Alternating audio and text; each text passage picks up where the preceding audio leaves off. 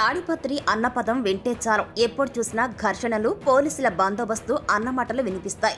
మరో ప్రక్క India best second municipality in ఇండియాగా కూడా గతంలో పేరు ప్రఖ్యాతులను సైతం కైవసం చేసుకుంది. అయితే గాంధీ జయంతిని పురస్కరించుకుని స్వచ్ఛతా హీ సేవలో భాగంగా అనంతపురం జిల్లా తాడిపత్రి మున్సిపాలిటీకి తిరిగి పూర్వ వైభవం తెచ్చేందుకు పక్కాగా ప్రణాళికలు సైతం సిద్ధం చేశారు. తాడిపత్రిలో ప్లాస్టిక్ వాడకం నిషేధిస్తూ మున్సిపల్ అధికారులు హెచ్చరికలు సైతం జారీ చేశారు. గతంలో మాదిరిగా తాడిపత్రిని తీర్చిదిద్దేందుకు గాను నడుం బిగించారు. బహిరంగ ప్రదేశాల్లో మలమూత్ర విసర్జన, ప్లాస్టిక్ కవర్ల వాడకం, బహిరంగ ప్రదేశాల్లో రోడ్లపై చెత్త వేయట, అదేవిధంగా ధూమపానం చేయటం, గుట్కా, పొగాకు, పాన్ మసాలాల వంటివి రోడ్లపై ఉమ్మవేయటం వంటివి గనక చేస్తే ఎటువంటి చర్యలు తీసుకోవడానికైనా వెనకడబోమని అధికారులు హెచ్చరిస్తున్నారు. ఇక 2వ తేదీ నుంచి పట్టణంలో ఎవరైనా ప్లాస్టిక్ ను వినియోగించినా, విక్రయించినా దాదాపుగా 10,000 రూపాయల వరకు జరిమానా విధించడం జరుగుతుందని తాడిపత్రి మున్సిపల్ కమిషనర్ శివరామకృష్ణ తెలియజేశారు. నమస్కారం అండి. తాడిపత్రి పట్టణ ప్రజలందరికీ కూడా ఈరోజు గాంధీ జయంతి సందర్భంగా మీ అందరికీ కూడా శుభాకాంక్షలు తెలియజేస్తూ, మహాత్మా గాంధీ ఆశించిన విధంగా మన తాడిపత్రి పట్టణంలో చక్కటి పరిశుభ్రమైన, ఆరోగ్యవంతమైన, ఆనందకరమైన వాతావరణాన్ని తీసుకురావడానికి కూడా తాడిపత్రి పురపాలక కౌన్సిల్ కొన్ని నిర్ణయాత్మకమైనటువంటి విషయాల్లో పాలసీ మ్యాటర్స్ మీద నిర్ణయాలు తీసుకోవడం జరిగింది. దాంట్లో భాగంగా పట్టణంలో ఎక్కడ కూడా బహిరంగ ప్రదేశాల్లో ఈ యొక్క చెత్తను రోడ్ల మీద విరివిగా పారేయడం అనే దాన్ని నిషేధించడమైంది. కాబట్టి మీ చెత్త మన ఇంట్లో ఉన్నటువంటి చెత్త ఉన్నట్టయితే మన డైరెక్ట్గా మున్సిపల్ వెహికల్స్ వస్తాయి, వాటిని మనం హ్యాండ్ ఓవర్ చేయడం. అలాగే రోడ్ల మీద ఎక్కడ పడితే అక్కడ చెత్తను పాడేయకుండా వీటికి సంబంధించి కూడా నిర్ణీత ప్రదేశాల్లో ఈ యొక్క డస్ట్బిన్స్ ఏర్పాటు చేయడం జరుగుతుంది. దాని ప్రకారం చేయాల్సి ఉంది.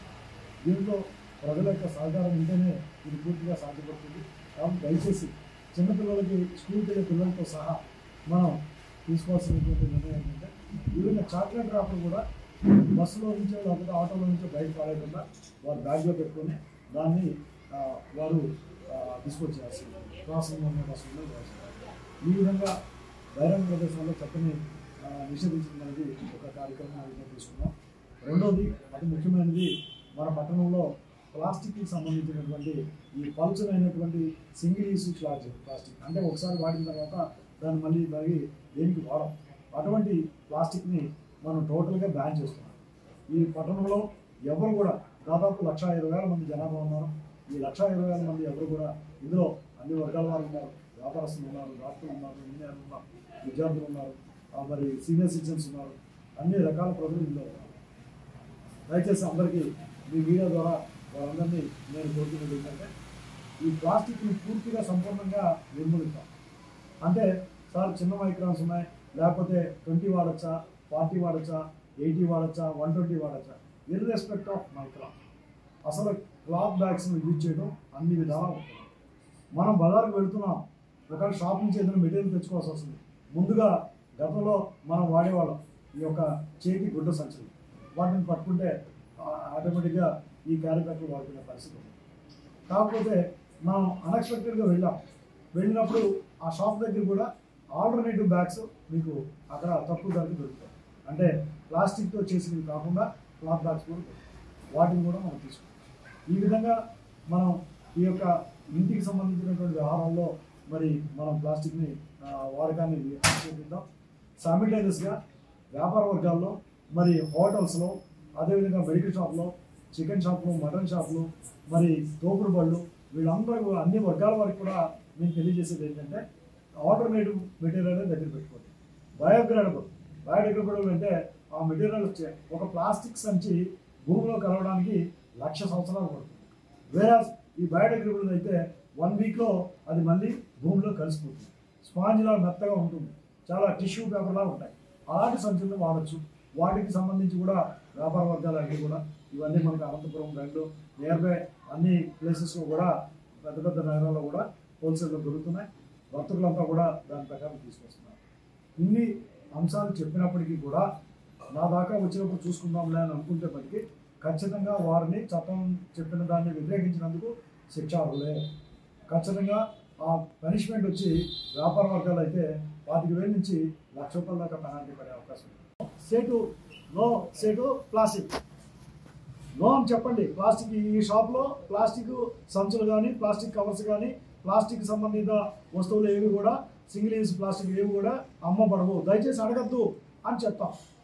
మీరు ఇవ్వనప్పుడు వారు తీసుకెళ్లే పనులు. ఆయన వారు ఎక్కడి నుంచి అయినా సంచి తీసుకొని వచ్చి మీ దగ్గర మెటీరియల్ తీసుకెళ్లారు, మీకే పెనాల్టీ ఉండదు. సంచి ఆయన చేతిలో ఉంది. సంచి ఎవరి చేతిలో ఉంటే, ప్లాస్టిక్ కవర్ బ్యాగ్ ఎవరి చేతిలో ఉంటే వారు శిక్షారు. కాబట్టి శిక్షను భరించడానికి వాళ్ళు సిద్ధపడినప్పుడు మీ తప్పులేదు కదా. మీరు అమ్మద్దండి.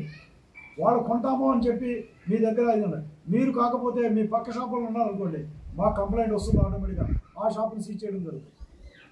అంతేగాని ఇక్కడ యూనిఫామ్గా అందరికీ ఒకటే న్యాయం. ఒక షాప్లో అమ్మి ఇంకో షాప్లో ఎంకరేజ్ చేసి ఒక షాప్లో తీయడానికి ఏ విధమైనటువంటి తాడిపత్రి మున్సిపల్ కౌన్సిల్ వారికి ఎవరికి కూడా అటువంటి సహాయ సహకారాలు ఉండవు. ఒక్కసారి say no to plastic, it's no to plastic, అంతే. ఇందులో ఎవరిని కూడా ఆమోదించేది లేదు, అంగీకరించేది. అంటే కొన్నవారిపై ఎవరైతే ఉన్నారో వారి మీద వ్యక్తిగతంగా 500 రూపాయలు మొదటి పెనాల్టీ. ఆ సంచి ఖరీదు 10 రూపాయలు ఉండొచ్చు, 5 రూపాయలు ఉండొచ్చు.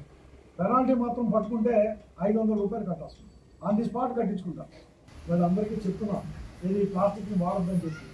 అయితే వ్యక్తులుగా ఎవరైతే ఉన్నారో వాళ్ళ విషయంలో మొట్టమొదటిగా పట్టుకొని వారికి మన కాషన్ ఇవ్వడం, మార్నింగ్ ఇవ్వడం, హెచ్చరికలు జారీ చేయడం జరుగుతుంది.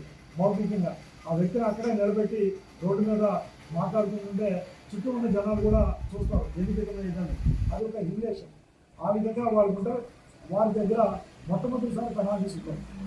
బట్ షాప్స్లో మటుకి హోల్సేల్గా కానీ ఎక్కడైనా షాప్స్లో కనిపించినా ఎవరైనా దీన్ని వాడితే మటుకి పెనాల్టీస్ మటుకి ఇప్పుడే స్టార్ట్ అవుతాయి. దాంతో మటుకి ఏ విధంగా మీరు మినహాయింపు మీరు ఇవ్వడం మానేస్తే ఆటోమేటిక్గా వాళ్ళు వాడటం మానేస్తారు. మీరు ఇంకో మాట కూడా అనొచ్చు, సార్ మేము ఇవ్వడం మానేయాలంటే అసలు మాకు ఈ సరఫరా లేకుండా యూనిట్నే క్లోజ్ చేయండి అని. యూనిట్నే క్లోజ్ చేయడం అంటే ఇప్పుడు సిగరెట్ తాగడం హానికరమని అన్నింటి మీద బోర్డు వేస్తున్నాము, అన్ని చేస్తున్నాం. కానీ మన భారతదేశంలో వర్జీనియా పొగాకు మరి ప్రపంచ స్థాయిలో అయ్యింది. బట్ కానీ ఇది వ్యాపారానికి సంబంధించింది. వాళ్ళు ఈ యొక్క యూనిట్స్ని క్లోజ్ చేసి వాటికి సంబంధించినంత కూడా కేంద్ర స్థాయిలో, రాష్ట్ర స్థాయిలో, పై స్థాయిలో నిర్ణయం తీసుకుంటారు. మన పట్టణంలో మొత్తం ఎవరిని కూడా అలో చేయం. Morning and evening and night also vigilant watch ఉంటుంది. ఎవరైనా మెటీరియల్ కనుక బల్క్గా తీసుకురావడం జరిగితే ఆన్ ది స్పాట్ వారిని అరెస్ట్ చేసి వాటికి సంబంధించిన పోలీస్ సహకారంతో దాని మీద చాలా తీవ్రమైన కఠిన చర్యలు